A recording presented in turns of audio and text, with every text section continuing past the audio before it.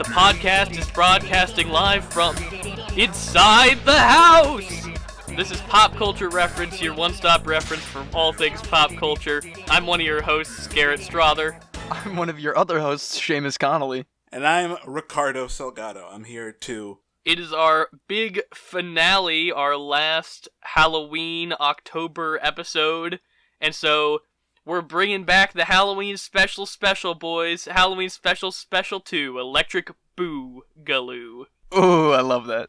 Real quick, before we get into news, we'd like to encourage everybody listening to, no matter what platform you're listening on, give us a subscribe. If you're on YouTube, give this video a like. It really helps us out in the metrics, so anything like that you guys would be willing to do would be very much appreciated. But let's move on with news. First off, Michael B. Jordan is going to be producing a Static Shock movie for DC. Awesome. I'm so happy, you guys. It was so cool and different than a lot of the other, cartoon superhero stuff that I saw. You'd get a little bored with the normal Batman, Superman, Spider-Man stuff sometimes, and this is dope. I actually watched the whole thing through Static Shock pretty recently. It holds up, man. Season 1 is a little rough, but the animation bumps up as it goes along. The stories get a little more complicated. It's solid. It's still pretty solid. Well, I'm really excited to see what they do with this. Obviously, Michael B. Jordan is too old to play Static Shock now, so we'll see who they're gonna get. Yeah, you're right, he's too old to be Static, but I think he'd be a great Ebon if you remember that bad guy from the show. Is that the guy with the shadow stuff? Yep, okay, that's him. Cool. I'm struggling to come up with who I would pick to play the lead here. I'd like to see an unknown, I guess. I think that'd be a good way to go about it, considering that this is a relatively, not unknown, but I guess lesser-known hero character. I think we might get another Shazam, perhaps? Just like a sleeper that just, blows everybody away. In terms of casting, a name I've seen thrown out there is the kid from Stranger Things. His name escapes me at the moment. His name is Caleb McLaughlin. I mean, he's really good in that show. I just finished rewatching the first season of Stranger Things again, and, he only gets stronger as those seasons go on. So, that would be a cool pick. I'd like to see him do that. Now, we have other DC news. Oh, yeah. Great. Much less exciting this time around.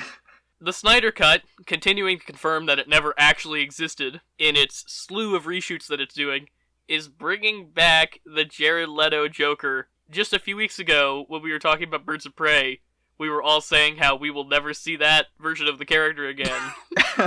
But don't worry, guys. He just keeps coming back. I don't even know. It's absolute ridiculous that we're getting more and more weird news from this cut that plagues us, but honestly, the more stuff that I hear about it, the worse it sounds, which makes me more excited for it. Yeah. Does it though, because we're gonna have to talk about it, and it's 4 hours long. I would way rather watch a gloriously bad movie than a mediocre punch 'em up. I guess that's fair. You could have done anything. Why would you bring him back? Aren't they folding in Amber Heard's footage from Aquaman and Oh, are they?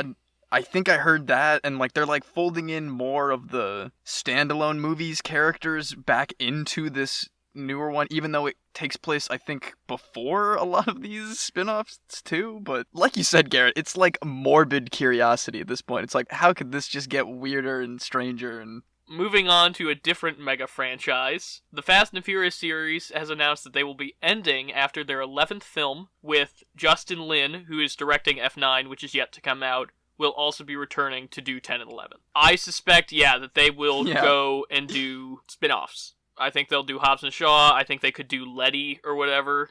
I don't know. I've seen some of those movies. I'm really excited for F9 to come out, so we all have to suffer through watching them all back to back to back to back to back. Oh no! And podcasting while we do it. Oh, a live stream marathon of 40 hours of Dom talking about family. They're going to space in this new one, right? That's what they say. Maybe John Cena's gonna punch a hole in the moon. We'll see. I was gonna say, they can't go too much farther past space anyway, so they're gonna just, fly, they're gonna drive into the sun at the end of the last one, and just, that's gonna be it. Moving on. We've got a couple of movie announcements here. They've been talking about this for a couple of years now. I've seen interviews and stuff with Warwick Davis where he talked about doing it, but they've officially confirmed that there is a Willow sequel in the works at Disney Plus with John M. Chu, who did Crazy Rich Asians, directing. Cool. What is Willow? Similar question, same question. I've actually never seen it, but it is a fantasy heavily inspired, I think, by The Lord of the Rings, but, not Lord of the Rings. It's Warwick Davis and Val Kilmer from the 80s, I think. I mean, is Val Kilmer coming back, or is it just Warwick Davis? Dude, I hope so. Val Kilmer needs the work, man. Val Kilmer needs to just be on my screen in general. I love him. Don't have more to say about that. Yeah, moving on from Willow. Also confirmed, Legally Blonde 3 is coming to theaters May 2022. I've only seen the first Legally Blonde, but I'm a big fan, so I'm excited to see. Really? I think the first Legally Blonde's like a really genuinely good movie. I don't even know what that movie is about, and I think I often get it mixed up with, what's the movie about the woman cop who has to, be in a beauty pageant? And fake being a beauty. Miscongeniality. Yeah, that's what I mix it up with often, I think. Completely different movies. Very different. Seamus sees a girl in a dress and he's like, oh, it's all the same. Oh, no. Oh, you're revealing my deep, dark inner thoughts. And this one, Reese Witherspoon becomes a lawyer. Yeah. Wait, what's the plot of the first one? I thought that was that is the plot in Legally Blonde. Reese Witherspoon goes to law school. And then the second one... I think she goes to Washington? And then the third one, she replaces Ruth Bader Ginsburg on the Supreme Court.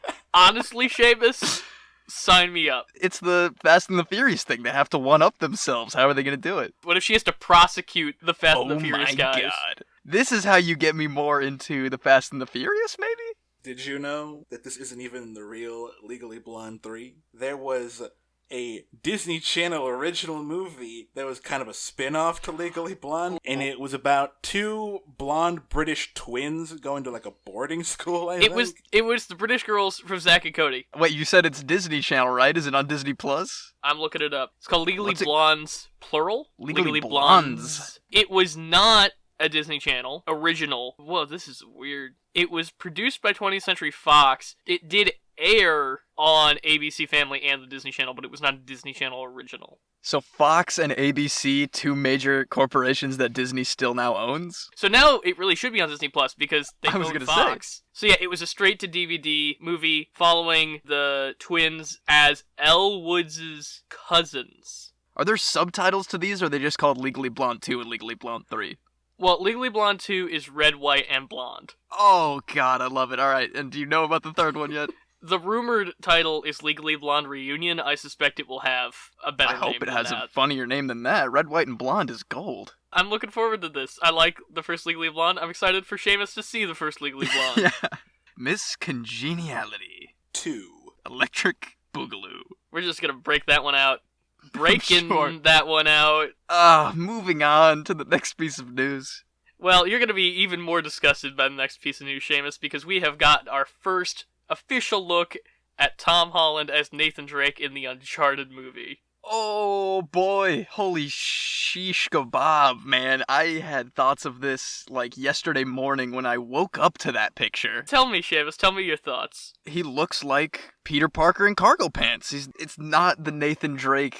I guess that's a stupid thing to say. It's a video game character, but it doesn't feel like Nathan Drake, even though I know they're going for the younger origins of Nathan Drake movie, but it looks weird, right? Am I alone here? Ricardo and I came up with the same joke, which is it looks like Tom Holland has a really good Nathan Drake Halloween costume. Yeah, that's really what it is. If he had posted this on social media and said, hey, happy Halloween, everybody, perfect.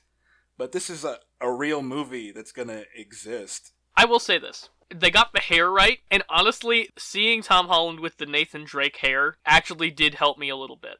I think Tom Holland is a good actor. I just do not see him pulling off this role. Nathan Drake is a very quippy character. Classically, he's very... he slings a lot of jokes, and a lot of what he brings to the table as Spider-Man, too, is he brings some of that humor in, but it's very, unsure and awkward humor, is what we kind of know him as, because he does play younger roles, but there needs to be more of a confidence behind a Nathan Drake. Yeah, Nathan has some swag in his step. Exactly, and this is just a picture, obviously, and we'll see what's up. I'm waiting for the picture of Mark Wahlberg as Sully. Yes, I was gonna say, when they release the picture of him with short white hair and a mustache, it's gonna be the end of days. Well, it's weird because a few months ago we saw those pictures of them shooting in Berlin, and it just looks like Mark Wahlberg is Mark Wahlberg.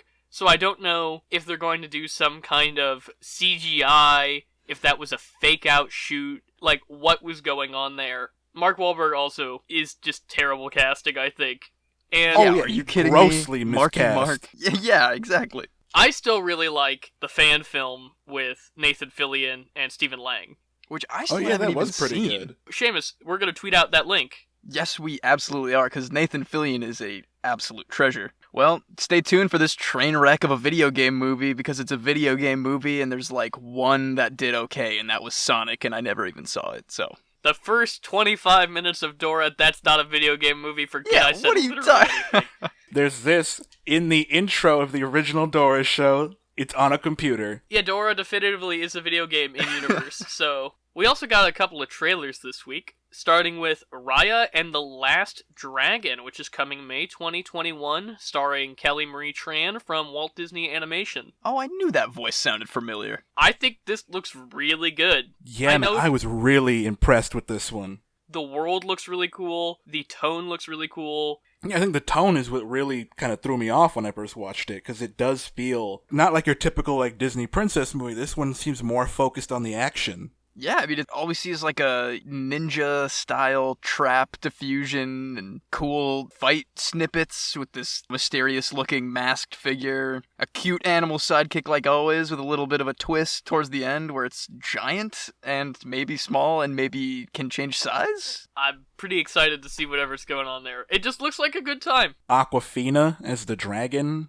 Oh, I didn't know that either. Very nice. Ricardo, you want to take our next trailer? The Animaniacs are coming back this November. Looks hilarious. I mean, just from the trailer alone, it's just full of the meta nonsense that you have come to know and love, and it seems like they're kind of hammering home a few more modern points. That I think it's going to be a lot about like bringing the Animaniacs into the 21st century is going to, it seems like a lot of what they're kind of going for. Well, it seems like the perfect time to bring back the Animaniacs as a reboot, because they are the perfect property to satirize reboots. Yeah, right. They're already so blatantly about the details of show business and everything else. I'm excited to see where they take it. It's going to be a Hulu exclusive. Looks really fun. I'm excited to talk about it more. Yeah, it'll be hilarious. I'm very, very excited. We also got a couple of TV series announcements this week. First up, HBO is developing a television series called The Sun, being produced by and starring Jake Gyllenhaal, directed by Denis Villeneuve, the director behind Arrival, Sicario, Blade Runner 2049, and also Jake Gyllenhaal movies like Enemy, so they already have a relationship. Also on board are Jonathan Nolan and Lisa Joy, who showrun Westworld. I only watched the first season of Westworld. I wasn't huge on that, but I really like Denis Villeneuve and I really like Jake Gyllenhaal, so I'm really excited to see where they take this. Yeah, I'm a big Gyllenhaal guy, so I mean, if it looks good, I'll give it a shot. I mean, are there any details about what it's about, or is it just like this very impressive crew so far? It's set in Oslo, Norway, and it follows a character who is an escaped convict with an opioid addiction that cannot recall his past. Whoa, that is heavy stuff. I saw Lilyhammer. It was a Netflix original, which I absolutely loved, and it takes place in Norway, and I don't know if it was just for the show or if it's generally like a pretty English-speaking country, but I think there are going to be pretty seamless ways to get around that in general anyway, so I'm sure we won't even notice. I'm excited about that one. Do we have a release time for that? They just announced it was in development, so probably not, but let me look. I don't see any kind of release timeline. Yeah, I figured. Well, we'll keep an eye on this one for sure. It's gonna be pretty exciting. Up next, some very conflicting series news. Tim Burton is developing a live-action Addams Family TV series, which on the one hand, I'm pumped to see the Addams Family back in live action. On the other hand, I have absolutely no interest in seeing Tim Burton take on these characters. It's a little on the nose, don't you It think? seems weird. That's what I'm saying.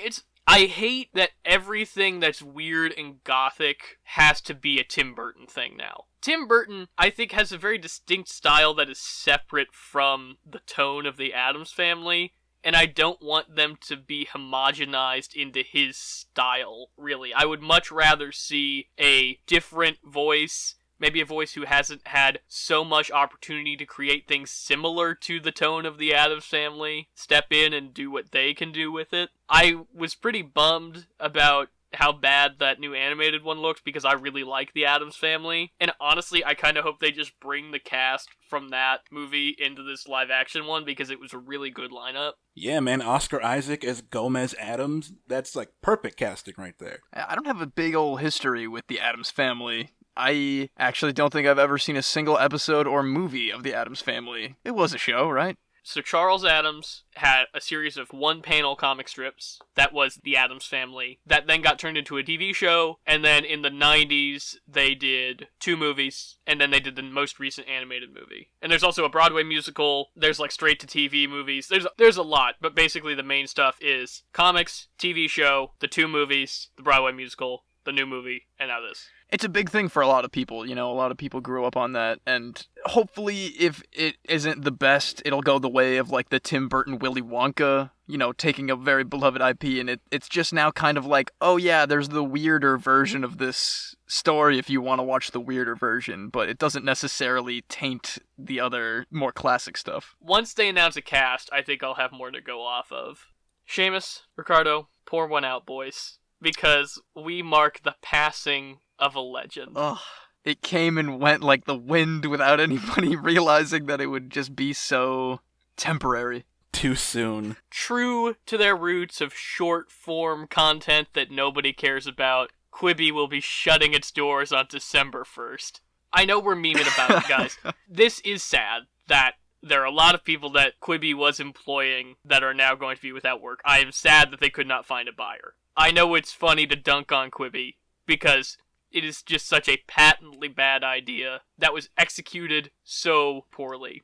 Just this grand study in hubris. Just the absolute hubris you had to have to think Quibi was gonna be like your gold mine. It's like Katzenberg turned into the kind of Disney executive that's the reason he left Disney to begin with. From the start, this seems like it could have just been it sounds like a feature on Instagram that could be right next to like Instagram stories or something. Like it sounds like a feature of a sub app of a different social media thing that, you know, akin to like a Vine almost, but like more professionally done. But I saw the most bizarre Quibi commercials for such a very short amount of time. They really went so far into this like it was going to be like Oscars stuff was going to start coming from Quibi. If they had gone the Peacock route and had a free tier that was ad-supported, I think they would have not had to shut down. Wait, there's no free version of Quibi? You can get a free trial, but you eventually will have to pay for Murder House Flip.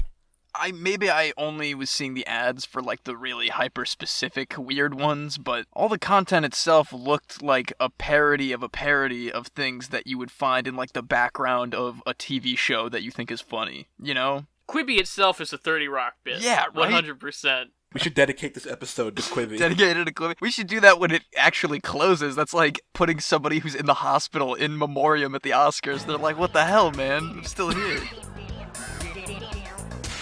Now it's time for our Halloween Specials special, where we're going to break down one Halloween special that each of the 3 of us picked, and we're not going to do anything else. We're just going to break them down. Good description. We're going to start with my pick, I think, which is the Disney 1949 adaptation of Sleepy Hollow, Ichabod Crane, originally released in one piece, also with the Disney adaptation of Wind in the Willows, which was marketed as The Adventures of Ichabod and Mr. Toad. That is also how you can find it on Disney Plus right now, but I had a videotape when I was a kid that was just this segment. How do they do that? Because I know in this, there is the first part that is the Mr. Toad adventure where they have like a British narrator, Basil Rathbone, and then they transition to the American narrator who is... Bing Crosby. I loved Bing. I mean, obviously, who doesn't love Bing? He is a golden boy in music only and not personality, but we won't touch on that. Yeah. This was nice, though. I usually associate him more with Christmas, and this was a very fun Halloween tale. I think he has a good voice for this story. Like, he's a good old American boy, but the depth of his voice has something a little bit sinister yet playful to it, which is exactly what the tone of this is. I don't know if I had the VHS or anything, but I definitely remember this from my young days. But there's a lot less Headless Horseman than I remember in this story, you know? It's a lot of just like Ichabod is, you know, Ichabod's the town bicycle, if I'm gonna be frank. Everybody's getting a ride on that, man. Is the food he's eating an allegory for all the women he's bedding in this town? Or is that just... Well, I think the Disney one does a really good job of showing that it's all about excess with him. It's greed.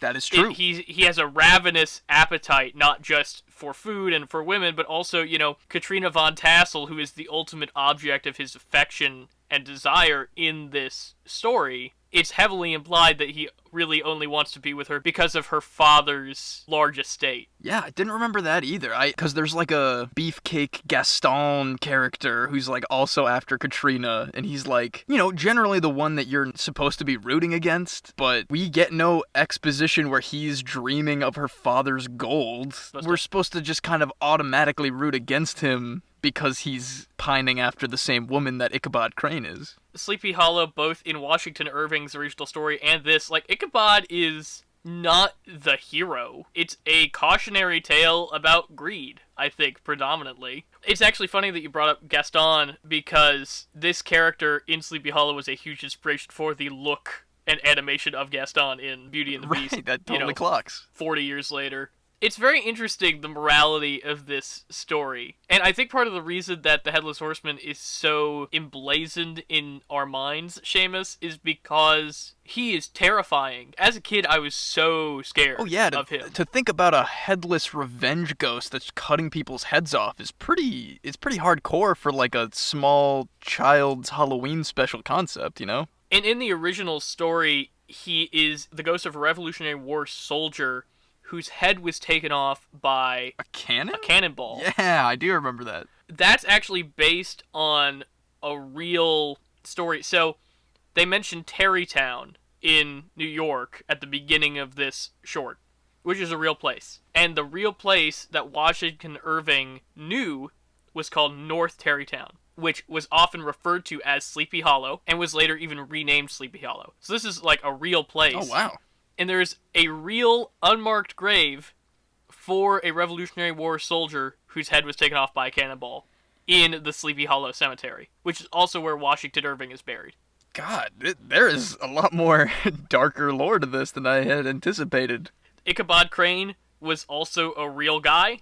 Washington Irving took the name from a real man that he knew. Oh, okay. Also, in North Tarrytown, there was a Katerina von Tassel. Ooh. So there's a lot of actuality in the story of Sleepy Hollow, which I think is very interesting. It makes it creepier, I think. Did either of you guys... this might have been a hyper-specific thing when I was a kid. There was a place that was like a nature preserve not too far from my house where every Halloween they would have like a live recreation of, you know, some like key scenes in the story, and then they'd have a guy dressed as the Headless Horseman like galloping full speed past everybody. Is that just me? No, but that's amazing. Yeah, that sounds really cool. It was awesome. That's probably why I was so... And, you know, even stuff like that makes me think that the Headless Horseman has more of a prominent role in the story itself, but... It's just such a terrifying image. Yeah, right? I mean, you know, in the cartoon, he swipes at him. He's coming for his head. Could he have been actually trying to murder him at the edge of town? Would he have been happy either killing him or having him run away forever? I mean, it would have been a win for him either way, so... The story much more strongly implies that Ichabod gets away. Not that this movie doesn't imply that, but that it's also partially a cautionary tale about ghost stories. It is a story where the character is undone by being afraid of a ghost story, but it is in itself a ghost story. Would that ghost story have like scared either of you? Because that theme song was very jazzy. It did not at all impose a sense of like dread or fear. I was vibing. They're snapping and they're all smiling and singing. Well, Ichabod is like shaking in his boots with what they're saying. I remember being horrified of the last shot of the Headless Horseman throwing his pumpkin. That was pretty good. I liked that. That would have probably gotten me. Ricardo, as somebody who hadn't seen this, what was your general impression? Like, I knew the big, like, payoff with the Headless Horseman happened all the way at the end. So I figured, okay, that's what they're going to build towards. So it's going to be, like, setting a lot of atmosphere, make it kind of creepy, like a slow creep of dread. It was just kind of a fun, silly Disney cartoon, which I didn't know was going to be a musical when I turned it on. So Ichabod's just kind of walking down the street, and suddenly everyone breaks out into song about how weird looking he is. I had fun with it, though. I enjoyed it, even as someone who, like, is only kind of vaguely familiar with the stories of Sleepy Hollow. Yeah, it was a fun time. Obviously, I hadn't seen it in forever. I had one of those brain unlock moments watching it of just like of a memory that I didn't know I had. So it was very fun to kind of get back to that. Obviously, as a kid, I never knew it was like Bing Crosby who was the singer. Also, there is an absolutely stacked roster of classic Disney talent working on this short behind the scenes. Mary Blair, who is most famous for, like, basically she is the entire look of It's a Small World. Oh. Did a lot of the coloring on this. I think you could tell it has very distinct coloring, especially the Headless Horseman portions. Most of who are known as the Nine Old Men, which we'll eventually do as a pop culture reference, I'm assuming. Most of Disney's Nine Old Men, including, like, Ollie Johnson, were working on this. Frank Thomas. Ub Iwerks was working on this, who was Walt Disney's original partner. The list goes on. It's just a absolute treasure trove of early Disney talent. They got Ub? Doing special processes, whatever that means. Seamus, are you familiar with Ub Iwerks? Am I crazy? Isn't that like the cat guy? Like the original guy that was helping start things up? Or am I thinking of somebody else? Oswald the Rabbit is what you're thinking of. That's what I'm thinking of. Am I thinking of the Felix right guy? The cat. Yeah. There's a lot of talent on display. You know, I chuckled. There were some laughing moments thrown in there, and then that great chase at the end makes it feel wrapped up nice and tidy. I will say that the ending where they're like, they found his hat, and some say that he got his head taken, but really it was he, you know, got married in the next town and had a bunch of kids and all that. I thought that was kind of a funny, super fast way to wrap everything up where it, like, kind of all works out, but I guess that's actually how the real story goes, is that it's ambiguous, so... It's a spooky time. Not too spooky. This is a good spooky for the kids. It's a kid-friendly spooky. Yeah. Probably the least spooky of the three that we have today. Somehow, yes. Somehow, yes, including a Scooby-Doo property. Is that what we want to talk about next, is the Scooby-Doo Project? Yeah, let's jump into it. I brought to our Halloween special the Scooby-Doo Project, which is a real deep cut because it only aired once. Well, okay, so what I had read was that they aired it as bumpers. Yeah. And then they aired it once all stitched together. Is that accurate? Yeah. It's the Blair Witch Project, except it's Scooby-Doo. Yep, that's what it is. Yeah. This was like an assignment for like 3 like Cartoon Network animators. They were like, hey, we're having a marathon in October. Make some promos for it. And like Blair Witch had just come out. And they were like, can we just do that? And the network let them go. It aired in between like commercials during that marathon. And then once that was over, they aired the whole thing stitched together. And then it was just kind of lost for 20 years. Well, they did a really good job. It's really funny. Yeah. It's meta. While I was watching it, I hadn't read that it was bumpers, but I could kind of tell that it was bumpers. Because there was an awful lot of, oh, something scary's going on. And then it was Scooby outside the tent or whatever. There was a lot. That happened a few too many times. Granted, as bumpers, that is also fine. a big part of the Blair Witch Project is, oh no, there's something scary going on, and then nothing outside the tent, so... As a Blair Witch parody, it is really spectacular. Oh yeah, dude. They hit it so right. The specific references that they sneak in really work. The only thing that I really wish that they'd had was Daphne shakily doing a monologue. That's what I was at the camera waiting at the for. very end. They kind of did a little... Like, they did almost that when she was telling, like, a scary story with a flashlight under her chin to the others, but it not quite the same of, like, snot bubbles flying and, like, super close-up. They had Shaggy standing in the corner, which is what I wanted, so... If you've ever wanted to see, like, the Scooby Gang just kind of break down, like, they get really mean in this Yeah, one. everyone is kind of really a do. jerk. Shaggy makes fun of that toothless woman. Yeah. What do you mean? Well, at first, I wondered if it was going to be some kind of curse, like a Horcrux, like making them be mean to each other. But it was just like the Scooby Gang off the set of like a Scooby-Doo movie, and they're just like making fun of each other's catchphrases. Okay, let's talk about the meta Scooby-Doo moments, because one of the things that they do when they're mocking each other is mocking each other's catchphrases. That was one of my favorite bits. It's so funny of just going back and forth of zoinks and jinkies about like which one is or isn't a real word. Jinkies were totally zoinked. Oh yeah, that's hilarious. I'd wear that on a t-shirt. That's gotta be like one of the crowning moments of this special. For me personally, it was another Velma moment where she loses her glasses and Fred goes off on her about like, we're not helping you find the glasses, we're finding them for you. You can't see. I think my favorite moment is when she says, I hate this part with the doors, and then looks down the hallway. That was the one that got me. Very funny. Chasing each other through the doors. I was kind of impressed for 1999. Like, I'm assuming the budget on this wasn't very good. Oh yeah, this was like a shoestring budget. I can imagine. The compositing of them in the real world looked pretty good. Yeah, totally. And that was what drew me into this special in the first place. I love stuff like that where they like combine like animation with like real world backgrounds.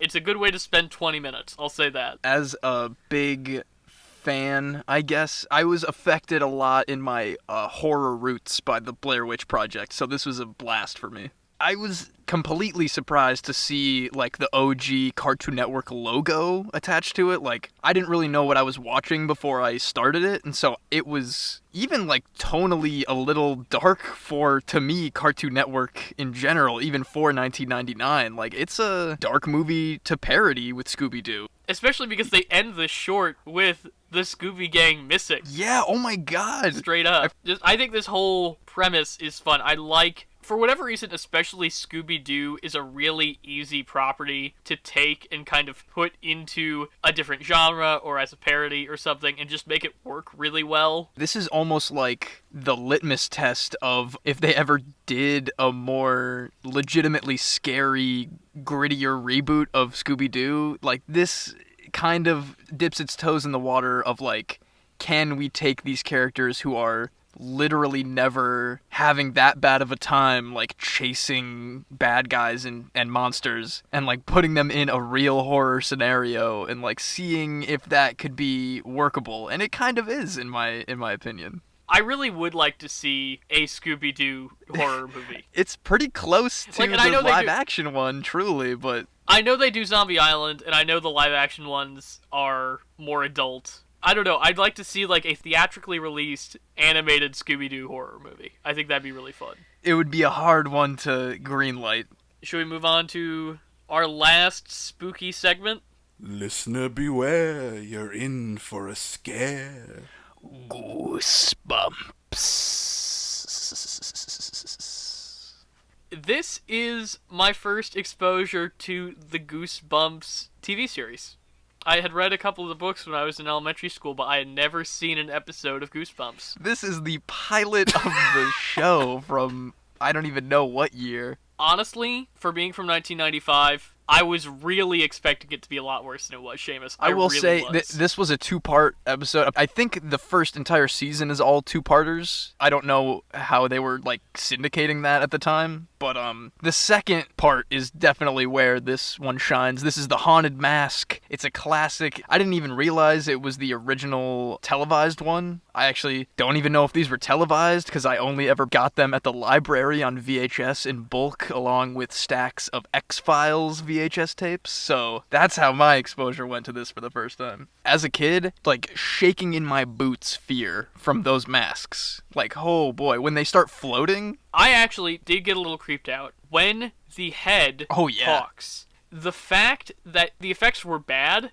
and that made it like better. It made it creepier, right? Yeah, exactly. Like, it was a weird, uncanny valley. It didn't just feel like how they would have done it on Disney Channel 10 years later, where they just superimposed the actor's actual head on. The fact that it's the weird... Yeah, isolated mouth. Stuttery, plasticky... And, like, the dead eyes. Creepy. Or even going back to the first part of the Haunted Mask when it's just the frame of the plaster bust quickly smiling and going back. That always creeped me out as a kid, too, man.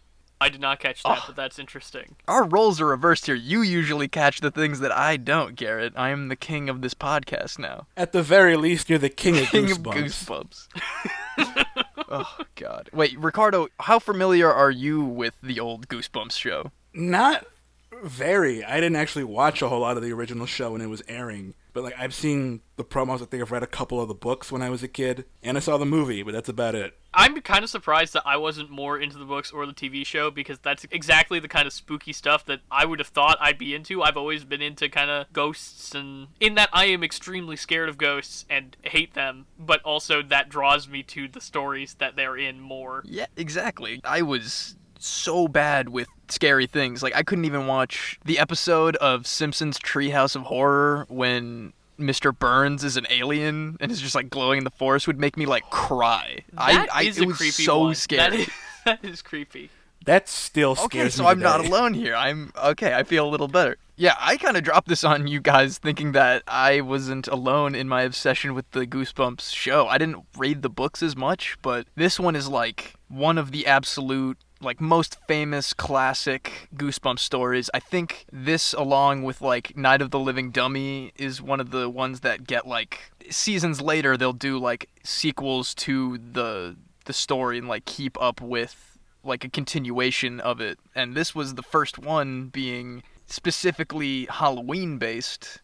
It's about a girl, Carly Beth. They say her name about 1,000 times between the two episodes. She is chronically a scaredy cat. She gets scared by everything, accidental and on purpose. She gets messed with by her little brother and these two very vicious bullies from her school. There's a scene where the bullies put a worm in her sandwich. She ate the worm for real. The actress during the episode, you can't even tell. You literally can't even tell. Yeah, she like takes 3 giant bites out of this tuna sandwich with an earthworm in it and then like throws it on the table, and there's a full worm in it. It's not bitten in half. But they made that girl eat a worm? They gave her a fake worm, and she said she wanted to do a real one. And so she did. This method acting little punk is trying to upstage people on the Goosebumps set? Is Brando her acting coach around the corner? What is happening? So I didn't mean to completely derail your synopsis. I'm glad you told me that. That's insane. You can't tell. It's a plain white bread sandwich. This chronically scared girl finds a mysterious Halloween mask shop in her town. And honestly, she steals the scariest mask that she can find in this store from a very strange and spooky shopkeeper. And it starts to like change her personality into like an evil being and is grafting itself to her body and face. I think genuinely that is another big point of this that scared me a lot as a kid. Wasn't even the supernatural stuff, but was the idea of being trapped in a latex Halloween mask that's like stuck to my face. Even rewatching that, like, recently, watching the scene where she's freaking out trying to get it off her neck is very, very weird. I will say the only other thing that creeped me out was when she says, "Those aren't my eyes, those aren't my eyes." Yeah, it's like they make the makeup so that it's, like, really well stuck around her eyes, and they're, like, spritzing it with water to make it look like it's sweating when she's running around and stuff, and it's genuinely pretty freaky. This wasn't something that scared me, but I actually did feel genuinely bad for her when she was tearing up her costume. I was sad for her. Why? I don't know, man. I agree with Garrett, man. She didn't do anything wrong. Definitely people are being jerks to her, but maybe it's just her child actor crying that got to me. I was just like, well, whatever. Just go get the other mask already. I'm done here. Think about this poor 11-year-old girl. She's just sad, and she just wants to have a good time, and everybody just keeps picking on her. I guess. I mean, I don't know. It also made me sad for her mom. You know, the mom seemed nice, and she's making the costume, and she steals the bust that the mom made to, like, be a part of her scary costume. Man, if that doesn't show how much we've aged. She's having a rough week. The little boy seems like a handful. I'm just saying. Oh man, the little boy. It ends on the cliffhanger there. You said there are some follow-up episodes. Is there a follow-up to this? I don't remember if the next one is about the little brother. I feel like it's about a different set of, like, around the same age as Carly Beth, I want to say. I need to see, because now I'm having memories of, like, the bully characters maybe being the main characters of the next one. The main shopkeeper guy, I wasn't necessarily scared by him. He just I was just really interested in his whole backstory. Like, it's really cool. I don't know. I wanted more of that. Does he come back? That's what I'm trying to find out, because Okay, yes, he's back in The Haunted Mask 2. It's Season 2, Episode 11. The shopkeeper is back. Carly Beth is back. Well, I tell you, I'm curious enough about that guy that I'm probably going to watch The Haunted Mask 2. I just want to touch on R.L. Stine in the beginning and the end of these. So funny and weird. I don't know if his parents show up every time, but that made me laugh out loud. That was hilarious. Like, unearned. It wasn't that scary. He didn't bring up his parents before. This is the first time we ever meet this guy. Makes no sense. It's hilarious. Also, I know it's 1995, but I just kept thinking during the entire intro, man, I could do a better job than this in After Effects on my laptop. But I guarantee you could not recreate a jam as good as the Goosebumps theme song. That is a fact. This was way better than I expected it to be. When you picked a Goosebumps, I was like, oh man, what is this gonna be? Like, it wasn't good, but I was entertained. So yeah, I will go back and watch more Goosebumps now, which I never would have done, Seamus. So yeah, this has been our special segment. Do you guys have any final words to say? If you do happen to check out any of the specials we've talked about today, let us know your thoughts. Also, if you have Goosebumps recommendations for me to check out, go ahead and tweet us at PCR_podcast or send us an email at popculturereferencepod@gmail.com. Now it's time for Where's Riley, where I have Seamus and Ricardo guess where our friend Riley is. So, with that, we weren't able to reach Riley today. Your guess is going to have to serve as the best possible answer to where Riley could be. I've been seeing a lot of missing posters around town for a group of filmmakers that just marched into the woods with a black and white camera, but I'm like 30% positive that's not related to Riley, so... Alright, should we move on to our pop culture reference of the episode? Today's pop culture reference is found footage. So, we already covered, as part of our Halloween special, a Blair Witch Project parody of Scooby-Doo, the Scooby-Doo Project. Blair Witch Project is credited with bringing in the found footage horror fad that happened from the late 90s to the late 2000s. First of all, I guess, what do you guys think of found footage horror in general? I gotta say, man, I'm not a fan. I couldn't sit through those. I am a fan, guys. I watched the Blair Witch Project on a VHS tape I got at a thrift store when I was like 11 years old. It like ruined me, man. I was so scared. I knew it wasn't really real, but they did such a good job of doing that in the Blair Witch specifically that, I went on to fall in love with like Cloverfield, obviously, is one of my favorites, and say what you will about Paranormal Activity, I think the first one is genuinely scary as hell. I haven't seen it in a while, but they kind of go off the rails after the first two, but I'm there for it. I think it's a great device, especially for horror. That's the thing about Blair Witch Project that's really special and why it sparked this huge trend of making these found footage horror movies, is because the marketing was so well executed that people really were unsure if it was real or not. A lot of people left the theater convinced that it had actually happened and that was real found footage. So that's really effective. Now, of course, Blair Witch is by no means the first found footage horror film, but it's just the modern one that showcased how easily independent filmmakers could make these lower budget found footage horror films. Like, you go back to 1980 with Cannibal Holocaust, that is literally the story of a guy finds footage of a documentary crew that had been there, and that's the movie.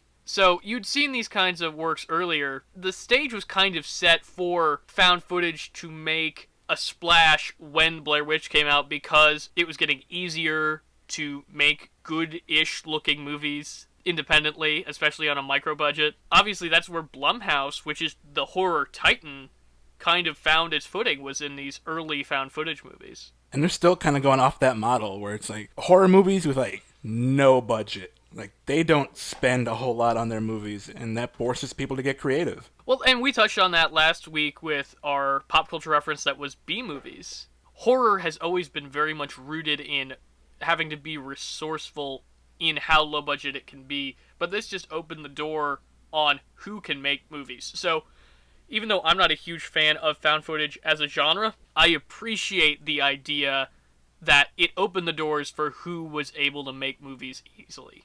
I will say the one found footage movie I do genuinely enjoy is Chronicle. Yeah, Chronicle is definitely a highlight of the found footage genre, I would say. Now it's time to save the rec center, where we amend something at the end of each week. 1 year ago, our original Halloween episode recommend the soundtrack for Over the Garden Wall, because by God, if you enjoyed Over the Garden Wall in general, the music is just absolutely charming and so well done. And if you listen to the album in full, there are a lot of great alternate tracks that are very fun that never made it into the show. I got a great laugh out of the alphabet song from the school teacher woman that you don't really hear all of in the show, but it's absolutely hilarious. It's the perfect time. You have, like, from the beginning of October to the end of November to enjoy that album perfectly, so give it a shot. Alright, so for my pick, I'm actually going to stay with our found footage theme. Really the only found footage that I am completely fond of. We mentioned earlier, I like Chronicle just fine, but there's a Norwegian and English co-production called Troll Hunter that came out in 2010, 10 years ago, and it is a found footage movie about kids that are following around a eccentric older gentleman who claims to hunt trolls. I think this movie really found its footing in streaming. It was on Netflix for a really long time. Unfortunately, it's not anymore, but there are lots of places that you can watch it for free or for cheap. You can watch it on Hoopla, which you can get through most libraries, Tubi, which is free, Pluto TV, which is free, Crackle, free, Plex, free. So, if you don't mind watching a few ads, there are lots of places that you can watch this movie. I think it just uses found footage really well. It's very entertaining, and it doesn't, like, reach beyond its station while also seamlessly incorporating what effects and story it has. Yeah, you've told me about this one in my fandom of, like, Cloverfield and stuff with, like, good found footage horror, so I must check this out. I've heard not only you recommend this one, but a lot of people. It's really good, Seamus. I really would like to hear your thoughts on it. It's a great time, and I think that wraps us up for our second Halloween special. If you want to reach the podcast, you can tweet us at PCR_podcast or send us an email at popculturereferencepod@gmail.com. Also, if you subscribe to the show or give us a like, that really helps us out. No matter what platform you're watching, that really helps us with engagement. So, happy Halloween. Also, stay home. Stay home on Halloween. Wear Send your us your costume in Halloween living room. costumes.